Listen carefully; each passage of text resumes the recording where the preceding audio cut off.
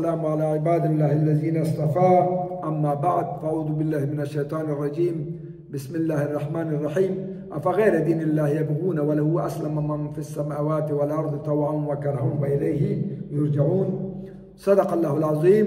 آل عمران درات يوم مبارك آيات. آیا کافران دی الله لدین پرته بل دین لټي؟ حال دا چې په اسمانونو او ځمکه کې ټول موجوداتو هغه ته په خوښه او ناخوښه غاړه ایښې ده او ټول هغه ته بیرته ورګرځول کیږي. ګوري اسلام یوازې د انسانانو لپاره مقبول دین نه دی چې الله سبحانه وتعالی ور باندې پرځو کړی دی، بلکې د پیریانو او ټولو مخلوقاتو په شمول د کائناتو دین هم اسلام دی. هر موجود له اجرامو تر ذرې د الله عز وجل د قوانینو تابع او فطرت یعنی طبیعت د ټاکل شویو قوانینو سره سم دنده ترسره کوي. د دې سترو کائناتو دین فطري او تکویني دی، د انسانانو او پیریانو دین فطري او تشریعي دی. د الله سبحانه وتعالی ټول کائنات مطیع او فرمانورونکي دي. هر یو موجود خپل سپارل شوې دنده په پوره امانتداري ترسره کوي. کلمر، سپوږمۍ، اجرام او نور مخلوقات دي پرته له ستړتیا او غفلته خپل ماموریت په ترسره کولو کې د الله رب العالمین رضا غواړي. ذره قدر نافرمانی نه کوي او نه غفلت. ولې یوازې انسانانو او پیریانو له ټولګیو څخه ځینې داسې دي چې د فطري او تشریعي دین درلودلو باوجود نافرمانی او ګناه کوي. الله عز وجل ټول کائنات د همدې انسان په خدمت کې ګمارلي، ولی بیا هم چې الله تعالی ورته کوم ماموریت سپارلی او د څه لپاره یې پیدا کړي د هغې ماموریت د ترسره کولو لپاره بې پروایي کوي او د هغه څه په لټه پسې سرګردان مصروف دومره چې اصلا د دې په واک او اختیار کې هم نشته دی. روزي الله رب العالمین ټاکلی دی، هر چاته په اندازې باندې ورکړی دی. روزي ګټل عبادت دی، دې کې شک نشته دی. باید انسان خپل وس او توان وکړي، ولې خوري همغه شی چې الله رب العالمین ورته ټاکلی دی. خو داسې نه شي چې د روزي ګټلو په نامه باندې د الله رب العالمین له بندګي او له اطاعته سړی ستومان او ستړی ځان وښیي او نافرماني وکړي. سره له دې چې انسان مکرم او د ځمکې په سر د الله رب العالمین یا د الله عز وجل د خلیفه ورته ویل شوي دي. عقل او پوهه ورته ورکړل شوی دی، داسې جامع پوهه چې بل هیڅ یو مخلوق ته نه دی ورکړل شوی، حتی ملایکه ورته. ځکه ملایکه د الله عز وجل مطیع او فرمانبرداره مخلوق دی، ذره قدر نافرمانی نه کوي، خو د هغوی پوهه په همغه ساحه او اړوند وي چې سپارل شوی ورته.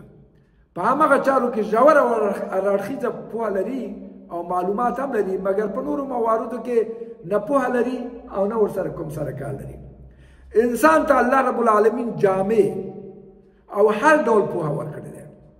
په طبیعي لحاظ فلکي اجرامو، اختراعات، انکشافات د دې ترلاسه کولو پوره توان لري.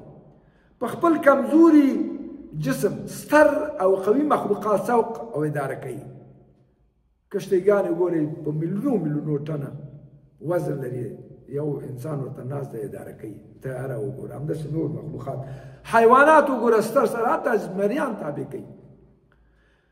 همدارنګه هوا، فضا، د ځمکې تل، بحرونه، غرونه تسخیروي. الله رب العالمین دونه ورته علم ورکړی.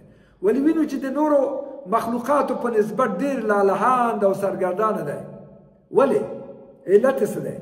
اصلي لامل دا دی چې د کومې بنیادي دندې لپاره الله دې خلق کړي هغه غفلت کوي، پریدي او حتی مخالفت کوي. الله رب العالمین فرمایي وما خلقت الجن والانس الا ليعبدون، او پیریان او انسانان مې له دې پرته د بل څه لپاره نه دي پیدا کړي مګر دا چې زما عبادت وکړي، یعنې د خپل د عبادت لپاره مې دې پیدا کړي دي.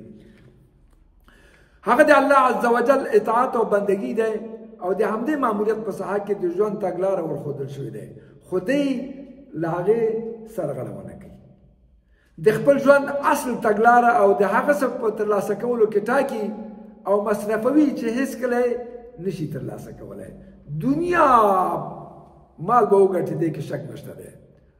بلډینګونه به ولرې، تیارې او حتی کشتیګانې به ولري خو ژوند به همغه نه لري چې الله رب العالمین دا لوګنر وګوره لوګنر سیټي مالک پرون زه تللی وم د هغې مجسمه یې هلته ایښې د میلیونو یورو مالک چې اجل راغی یوه لحظه په دنیا کې ډاکټران دومره مکمل شفاخانه په خدمت کې وولې د یوې لحظې دپاره اجل ورته نشو تمولی